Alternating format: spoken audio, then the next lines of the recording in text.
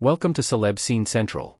It seems that when it comes to Daemon, Matt Smith, and Harrenhal, the king consort, or king, as he would now like to be referred to, can't catch a break. From being haunted by a young Rhaenyra, Millie Alcock, and a child's corpse to being goaded by her in his brother's crown, the haunted castle is feeding on Daemon's insecurity in House of the Dragon Season 2 Episode 5. Though it might take longer to unravel why he saw himself dressed as Aemond, Ewan Mitchell, and whether Lena's, Nana Blondell, Spectre is on the side of the angels, it's clear that the category this week for Daemon's dreams, or are they hallucinations? Visions, is Oedipal. In a blurry vision, we watch as Daemon has sex with a mysterious blonde woman, Emmeline Lambert, with those same Targaryen looks. While you might wonder if this is Aemma, Sion Brooke, Viserys, Paddy Considine, wife, it doesn't take long during this romantic liaison for us to realize that she is actually Daemon's mother, Alyssa. Yikes! Who is Alyssa Targaryen? So, wait, who is Alyssa Targaryen exactly?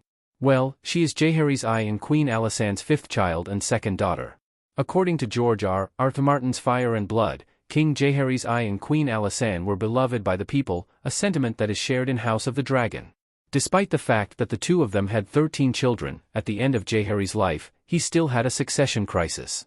After the death of their eldest son and daughter, yet another Aegon and another Daenerys, the couple had Aemon, Balon, and Alyssa.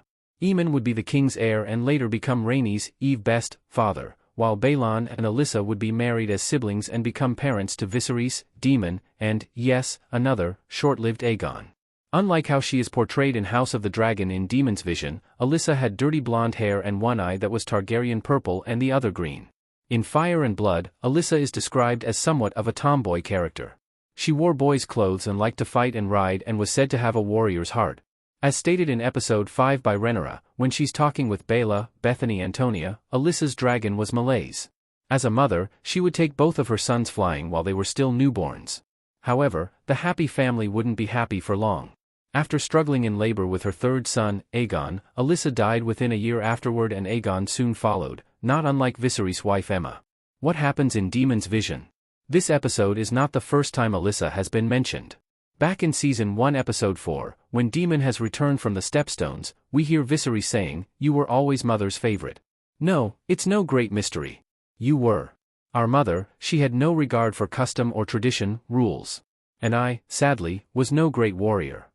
That conversation hints at the root of Daemon and Viserys' issues. In his vision, we see a woman around Daemon's age with silver hair calling to him. Is this a sex worker? Is this someone we're meant to recognize? Did they change actors for Aemma Arryn? It's unclear at first, but her message is clear. You were always the strong one, she coos to Daemon, who smiles wistfully as the two of them become intimate. The finest swordsman. The fearless dragon rider. Your brother had great love in his heart, but he lacked your constitution. Viserys was unsuited for the crown, but you, Daemon, you were made to wear it. If there's anything that Daemon's been dying to hear, it's this type of approval and encouragement. Not just that he is the heir, but that he was made to wear the crown, that he has the constitution of a king, and he responds eagerly to her.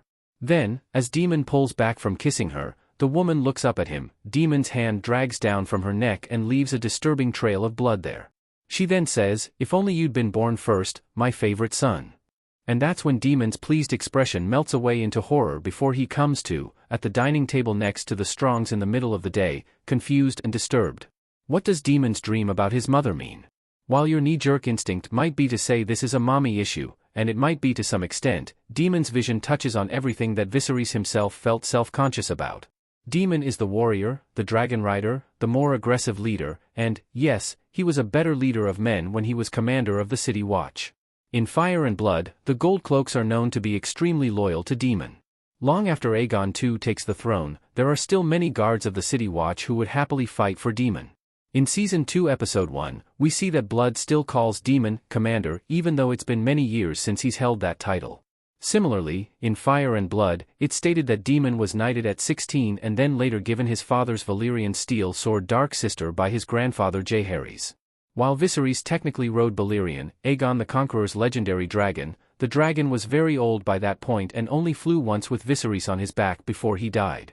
Meanwhile, Daemon was an active dragon rider and even rode Caraxes into battle.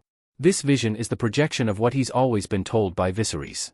But, it's unclear how closely House of the Dragon sticks to Fire and Blood's timeline. In Fire and Blood, Daemon was only a toddler when Alyssa died. Viserys' claims only make sense if Alyssa actually was old enough to watch her sons grow to become warriors, but is Viserys letting his insecurities speak for him? In this week's episode, Alice Rivers, Gale Rankin, says, "It's a pity, don't you think, that you never knew your mother?" So, how much of this vision is about Alyssa, and how much of it is actually about Viserys? In fact, the resounding connection between all of these dream sequences has been that Viserys is at the heart of them. They aren't about what kind of king Daemon would be or what kind of uncle he was to Rhaenyra or the relationship he might have had with his mother. They are about Daemon's fraught relationship with Viserys. How much of all of this is Harrenhal and Alice doing? It's clear in episode 5 that Daemon is beginning to spiral out of control. He tells Ser Simon Strong, Simon Russell Beale, to call him king instead of king consort. He tells the Brackens to pledge their allegiance to him rather than Rhaenyra, Emma Darcy. He refers to himself as king and plainly states to Alice that when he takes King's Landing, Rhaenyra can come to him where they can rule together, rather than him simply being her consort. It might be one thing if Daemon's actions were actually leading to positive results, but other than doing some decent wood chopping, all of his plans go awry.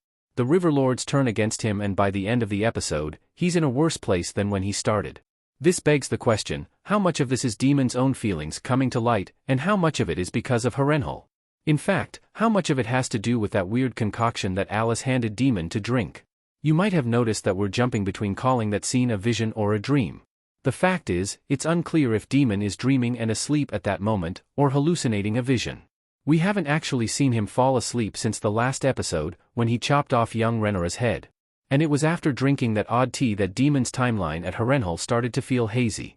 How much of what he's seeing is the product of Daemon's active subconscious, and how much of it is Alice manipulating him? She picks an opportune time to mention his mother after the two discuss the morals of what the Blackwoods are doing to the Brackens, so is this Alice version of teaching Daemon a lesson? Is it the haunted castle of Harrenhal? Or does Daemon just have weird dreams like this regularly? It's still uncertain, but what is certain is that all this time spent at Harrenhal doesn't seem to be helping Daemon or Rhaenyra at all, and maybe there's something to that.